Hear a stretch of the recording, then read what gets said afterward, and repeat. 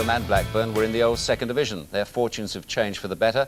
Blackburn's have changed for a fortune. And all Lancashire confrontation on a cold and blustery day at Boundary Park. Our man is Gerald Sinster. Oldham Athletic have had their minds focused this week, already out of the League Cup. They went out of the FA Cup on Tuesday at Tranmere, and lying 18th in the Premier League, their target is now clear. Blackburn, in contrast, still have positive thoughts about all three competitions. But both teams today have to contend with the injuries that come to count for more and more as the season counts down. This Oldham lineup lacks Andy Barlow from defence, Nicky Henry and Mark Brennan from midfield. They all played against Tranmere but haven't recovered from their injuries. Steve Redmond will play at the back with Gunnar Haller pushed forward in midfield. As for Blackburn, Kevin Moran is none the worse for his clash with John Fashanu last week. Gordon Cowans is restored to the midfield, but the big test again will be their ability to score goals without Alan Shearer, who's had a cartilage operation. Much of the responsibility will fall on the shoulders of Roy Wegerle. It's a fierce gale blowing here at Boundary Park. Pitch is firm and it's not going to be easy. Alf Bucksh has come up from London to referee, and Oldham go into the match with Joe Royle saying that they need 6 victories and a few draws to be safe. Today would be a very good day to start. Blackburn in their change strip of red and black stripes. Milligan, nice back heel. Bernard, Haller, Olney in the middle, Marshall going to join him. And a bad cross.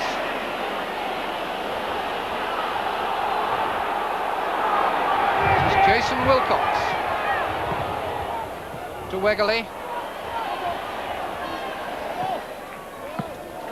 Redmond just kept it in. It's a throw. It's being close to being a corner.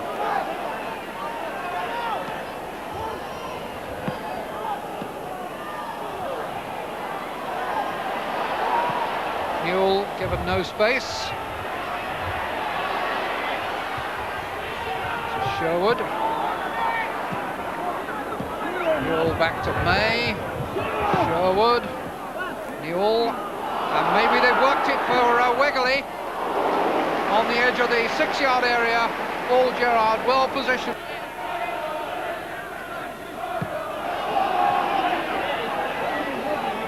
Ripley.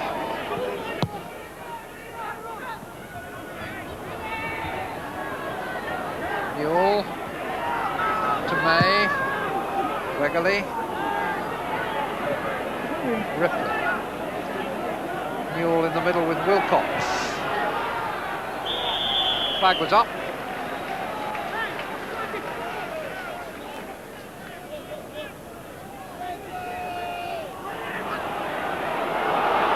Sherwood might decide to go on his own. No, opts for Newell and not passing very well. Newell had to come back, had an angle, and Gerrard has fumbled, recovered and retained it, but the young goalkeeper is having a nerves crisis, I suspect. Thought he'd got it, but he had recovered before Sherwood slid into him. Alan Shearer among the spectators, unable to add to his 22 goals, which have served to get Blackburn where they are.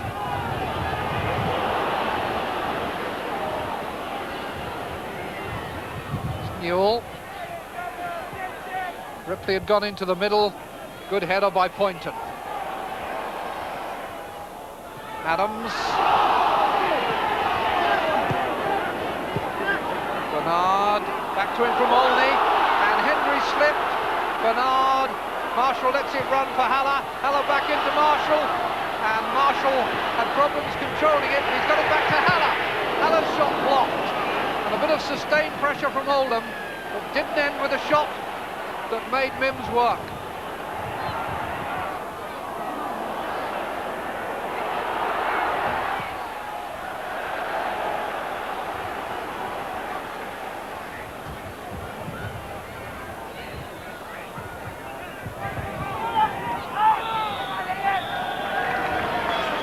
So that's half-time, and it's hardly been Premier League football, but it's neither been Premier League weather.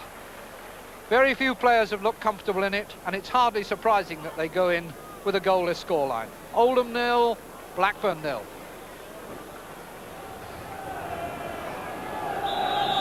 Goalless then, as we start the second half, but that's not the recipe here when you consider that Oldham have conceded more goals than any team in the Premier League, and only Liverpool have scored more.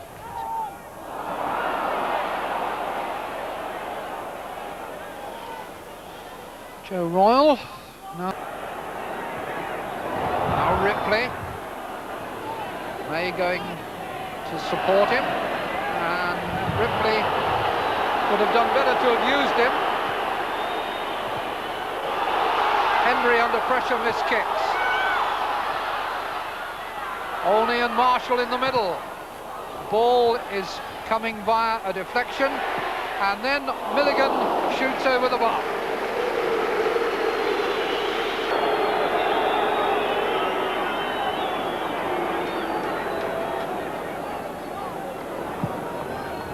So just a little bit more than 15 minutes left. Still no goals at Boundary Park. Turned across by Redmond, but too high. Did very well to set it up for him.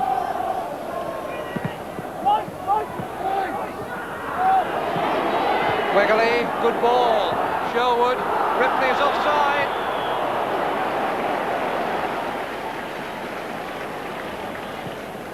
How many times has that happened to him this afternoon? Too many.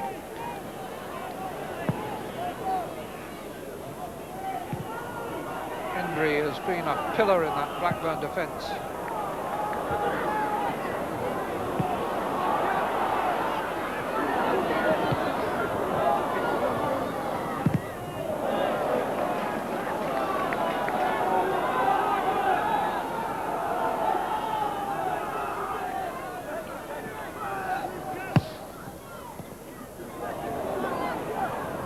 Marshall against Moran.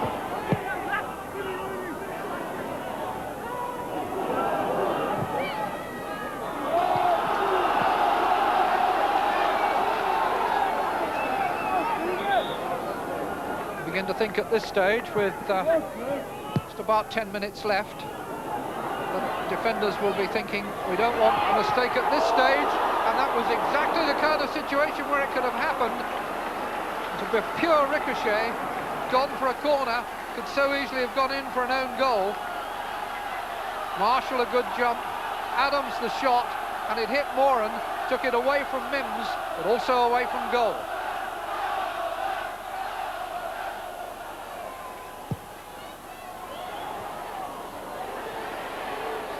Redmond had his leg back, ready to fire.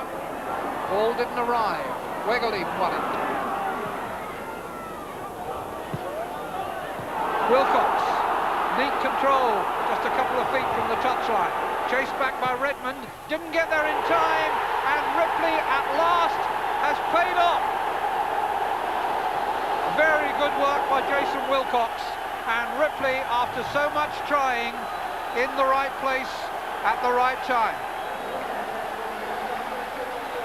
Wilcox at the end of a long run, when he'd controlled the ball well just on the touchline, low cross in, and Ripley got there before Gerrard.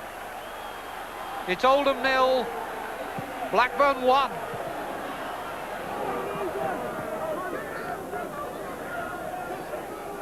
Sherwood. Newell chased by Jobson.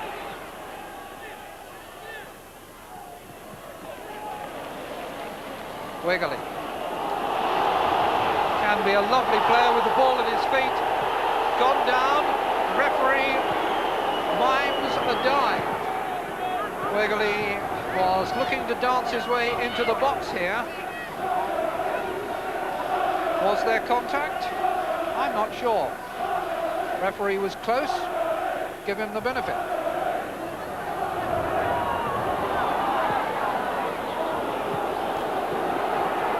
Wilcox has kept it in again.